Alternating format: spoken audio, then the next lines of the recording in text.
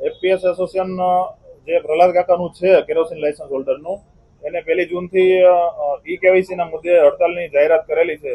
પરંતુ e KYC નો મુદ્દો એવો છે કે જે સરકારનો એક સુધારાવાદી મુદ્દો છે અને સરકાર અને ગ્રાહકોને લગતો મુદ્દો છે. આ મુદ્દાને સાથે એસોસિએશનને કે સસ્તાના વેપારીને કઈ લાગતું ઓળખતું નથી.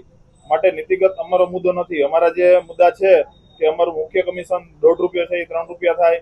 અમને ઈ પ્રોફાઇલમાં વેપારીને એક સહાયક ઉમેરવામાં આવે.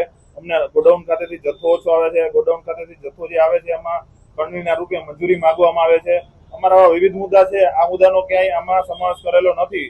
માટે વેપારીના હિતમાં હડતાલ નથી એવું કહી શકાય. માટે અમારું ઓલ ગુજરાત ફેર પ્રાઇસ શોપ એસોસિએશન આ હડતાલને સમર્થન કરતું નથી.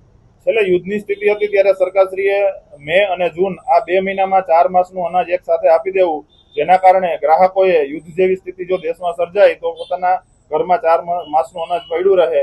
આ નીતિને લઈને અને સરકારે 4 માસનું અનાજ 2 મહિનામાં આપી દેવાની વાત કરેલી હતી, પરંતુ યુદ્ધ રોકાઈ ગયું. ત્યારબાદ સરકારશ્રીએ આવનારા ચોમાસાના કારણે ગ્રાહકોને વહેલું અનાજ મળી રહે એટલે મે અને જૂનમાં 4 મહિનાનું આ જે અનાજ આપવાનું થાય એક સાથે આપી દે એવી ગણતરી હતી.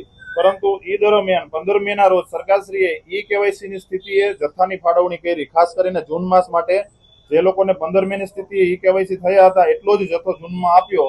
13 મે પછી જે વેપારીઓ જે કાર્ડ હોલ્ડરો છે ઈ કેવાયસી કરી આવ્યા એ લોકોનો જથ્થો સરકારશ્રીએ જૂન માસ માટે ફાળવણી કરેલો નથી. માટે આવી 30% જે જનસંખ્યા છે કે જેને જૂનમાં જથ્થો મળવાનો નથી, આ માટે અમે જૂન મહિના માટે આ 30% જથ્થાની અમને સપ્લિમેન્ટરી મળી રહે અને જૂન માસનો જથ્થો માસના છેલ્લા દિવસોમાં એલોટ થયો છે. 30 તારીખે 31 તારીખે એલોટ થયો હોય. સરકારશ્રીએ 1 થી 5 જૂન માટે ખૂબ જ ઓછી મુદતમાં વિતરણ કરવાનો સમયગાળો આપેલો છે. એટલે આ જૂન માસના વિતરણના સમયગાળાને પણ વધારવામાં આવે આવી અમે વર્તમાન માંગ લઈને આજે જિલ્લા પુરવઠા અધિકારી શ્રી સમક્ષ અમારી રજૂઆત કરવા જઈ રહ્યા છીએ.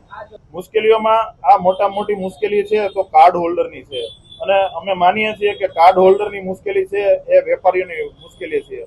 કારણ કે જે ઈ કેવાયસી છે ને એ એવા વર્ગનું નથી થયું કે જે જાગૃત નથી, જે અભણ છે, જેને ખ્યાલ નથી કે આધારની સાથે મોબાઈલ નંબરનું સીડિંગ કરવાનું હોય.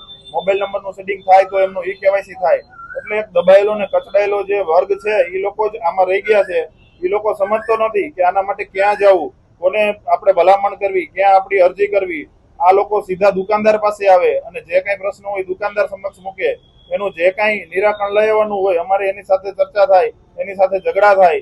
આ લોકો સમજતા ન હોય એટલે અલ્ટિમેટ તો જે કઈ પ્રશ્નો સરકારની જે સ્કીમ હોય એનું જે પૂરેપૂરું ઇમ્પ્લિમેન્ટેશન ન થાય એના માટે દુકાનદાર ભોગ બનતો હોય છે. એટલે આ રેશન કાર્ડ હોલ્ડરના જે પ્રશ્નો છે એ અમારા પ્રશ્નો અમે સમજી છીએ.